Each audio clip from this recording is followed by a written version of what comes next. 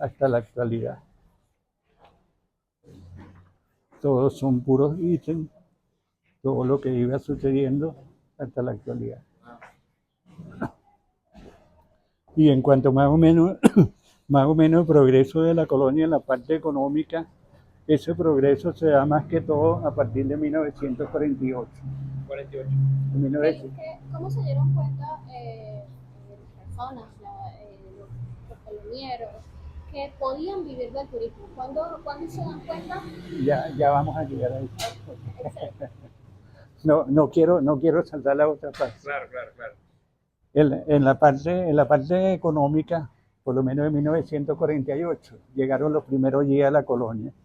Cuando llegan esos primeros días a la colonia, aquí donde tenemos la bodega La Siempre Viva, eso era algo sensacional, la gente no habían visto un carro por primera vez, y bueno, llegaron los jeeps, y entonces fueron 3 días de celebración. Mi papá es el primero en comprar uno de esos jeeps. Ya cuando llegan esos días aquí a la colonia, se incentiva esa primera parte turística, porque ya el visitante de Caracas o de La Victoria ya tenían una posibilidad de subir en el jeep. Y antes tenían que hacerlo en las mulas o en los caballos, y eran alrededor de más o menos 10 horas de La Victoria a la colonia. Entonces ya eso también posibilita el traslado del café a La Victoria, también a llevar hortalizas y a traer las mercancías. De ahí nos vamos a ir a la otra parte. Ya para 1951 apenas habían 3 días aquí en la colonia. Mi papá, Juan Ruperto Breyenbach, y otro grupo de personas, ellos organizaron en el año 51 y fueron abriendo la vía hacia el Unquito. Porque para el Unquito lo que había era un camino de mula, un camino de recua, y ellos dijeron que si los 10 subieron del Pie Cerro o de la Victoria a la Colonia Tovar, ellos pueden llegar al Unquito. Estuvieron trabajando hasta el mes de agosto, el 26 de agosto, que ya habían abierto la parte más fuerte. Ellos continuaron día y noche abriendo el camino para llegar al Unquito. Una vez que llegaron al Unquito, el día 29 de agosto, ahí fueron días de celebración también, porque los habitantes del Unquito estaban sorprendidos. ¿Y por dónde vienen esos carros? Por la montaña? Ellos no tenían idea de que esos carros iban a llegar. Pero con la suerte de que cuando ellos llegaron estaban unos periodistas, y los periodistas le hicieron un reportaje. El presidente encargado de la época, Germán Suárez Flamerís, le tomó interés a eso, y en el tiempo le mandó un tractor, y ahí abrieron un poco la trocha para llegar a la colonia Tovar.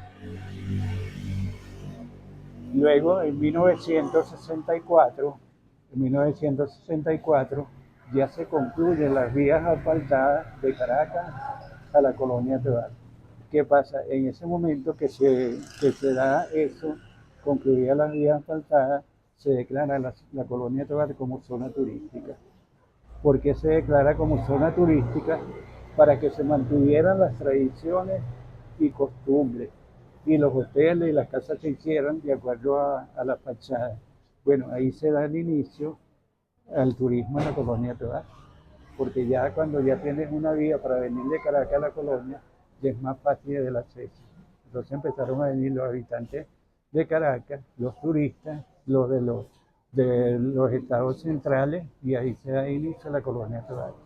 Y de ahí se hacen las casas como se habían planificado, y es lo que tenemos en la actualidad. También a eso tenemos que agregarle también en la actualidad las visitas a los hoteles. También tenemos abajo el mercado de la plaza, que todo eso era el atractivo también de la fruta. Y a ver otra gente, porque entonces la colonia Tovar se consideraba como un pequeño rincón de Alemania en Venezuela. Para el año 1977, la colonia Tovar era un pueblo bilingüe. ¿Me preguntarías por qué? ¿Por qué? Eso entonces era por el bilingüe. Porque se hablaba el alemán coloniero y se hablaba el español.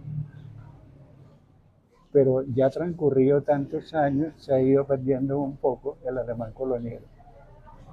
Y en esa parte del alemán coloniero nosotros estamos buscando la forma de volverlo a motivar en los niños de la escuela, para que no se nos pierda, porque ese es un lenguaje único. Porque es un lenguaje único, porque ahí se mezcla parte de la palabra venezolana con la parte alemana. Entonces como una mezcla ahí. ¿Usted habla el alemán colonial? Lo entiendo un poquito. No entiendo, está bien, está bien. Tengo entendido que hoy en día menos del 20% de la población habla ese alemán. Sí, menos del 20%. Entonces el motivo es otra vez tratar de llegarle a los niños pequeños, para que los niños le pregunten a su abuelo, a sus tías sobre el alemán coloniero. Mira, ¿qué palabra es esta? ¿Qué es corra? ¿Qué es cónfira? ¿Qué es mércita? Bueno, cónfira es el cambur, corra era el carro. Entonces, mércita quiere decir la costa, la playa. Entonces, ellos enlazaban con un poquito de venezolano la palabra para ellos irse adaptando. Me está diciendo que Confira Es era cambur, Cambur. sí. Y entonces ellos preparaban unas torticas de harina, y entonces le decían, quíale confira, quíale confira. Es como torta, algo así. Quíale es una tortica que se frían, pero ya le ponen el cambur. Entonces le dicen, quíale confira. ¿Cuál fue la importancia, o vamos a decir, cómo pasó eso de generación en generación, lo que es la importancia de la familia Brennetal en todo lo que es la historia? Ahora repercute en usted, que bueno, la ha sabido llevar muy bien, por supuesto, ha hecho libros, cronista de la colonia. ¿Cómo eso repercute? Y realmente, de todas las personas que hay acá en la colonia, todos nos han dicho, vaya con el señor Ciro, porque justamente dicen que es usted del alma, de la esencia de este Muchas pueblo. gracias. Entonces, cómo eso repercute y cómo lleva esa cultura usted a todas las demás personas que lo ven de esa manera? Bueno, yo la llevo a través del libro este, sinopsis histórico, y también de otros cuentos, también así uno le mete la otra parte.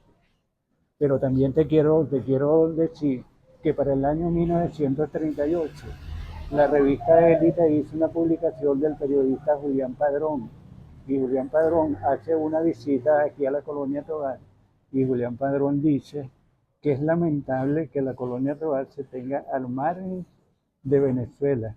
Esa gente ni siquiera conocían los símbolos patrios, no los celebraban y ni siquiera se enteraban de lo que estaba sucediendo, porque ellos tenían la colonia, el grupo de la Junta de Dirección de Fomento, formada por los Tobar, porque los Tobar, ellos, a pesar de que ellos donaban los terrenos, ellos eran los que dirigían y decían a quién se le podía dar terreno. Entonces ellos mantuvieron esa norma. Luego, cuando se mantiene esa norma, para el año 1943 se celebran los 100 años de la Colonia Tovar. ¿Qué sucede ahí? Cuando se celebran los 100 años de la Colonia Tovar, el presidente Medina Isaías Angarita llega y hace un decreto, y él dona el busto del Libertador que vieron abajo.